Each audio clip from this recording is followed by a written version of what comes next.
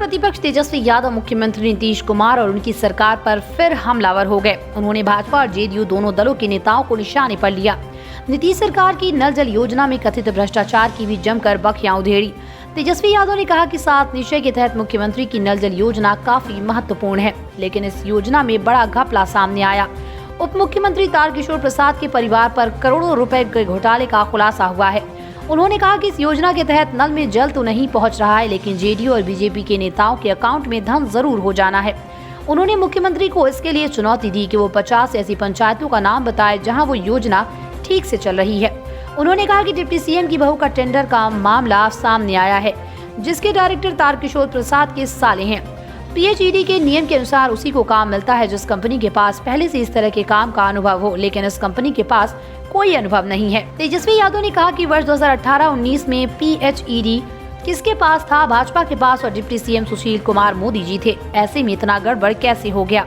उन्होंने कहा कि नीतीश कुमार जी नैतिकता की बात करते थे, जीरो भ्रष्टाचार की बात करते थे, अब कहां चला गया सब? उन्होंने कहा कि भाजपा वाले चुनाव की तैयारी कर रहे थे ताकि वोट खरीदे जा सकें, वोट मैनेज किए जाएं।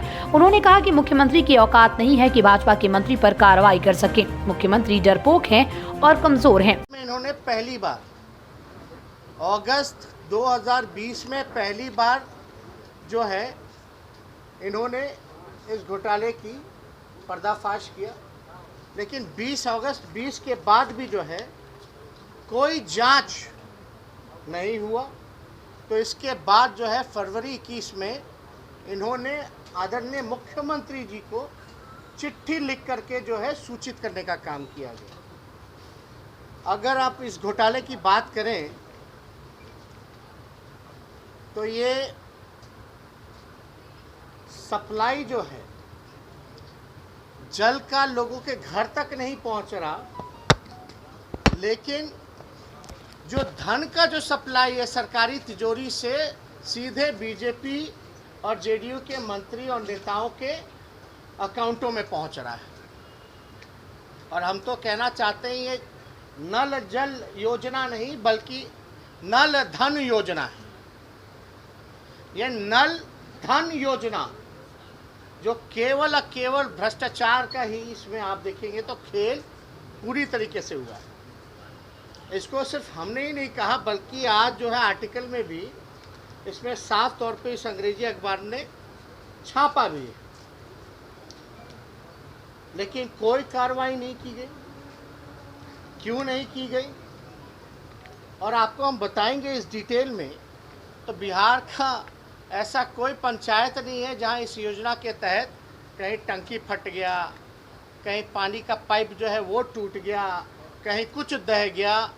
ऐसी खबरें लगातार आती है। हम तो मुख्यमंत्री जी को चैलेंज भी करेंगे कि 50 पंचायत का नाम ही बता दीजिए, 50 पंचायत का जहां ये योजना सही से काम कर रहा हो।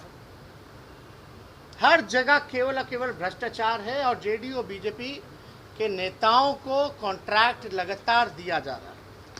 अब डिप्टी सीएम पे आरोप लग रहे हैं कि उनकी जो बहू है, उनके जो साले हैं, उनके कंपनी को जो है कॉन्ट्रैक्ट मिला। अब अगर आप डिटेल में जाइएगा तो कंपनी का नाम है, 2 कंपनी है, जीवन श्री इंफ्रास्ट्रक्चर प्राइवेट लिमिटेड और दीप किरण इंफ्रास्ट्रक्चर प्राइवेट लिमिटेड। कंपनी के डायरेक्टर उप मुख्यमंत्री के साले और दामाद हैं और इन दोनों कंपनी में लगभग जो है 53 करोड़ के आसपास जो है इनको ठेका। लेटेस्ट खबरों के लिए देखते रहिए MUZ न्यूज और ताज़ा अपडेट पाने के लिए चैनल सब्सक्राइब करना ना भूलें।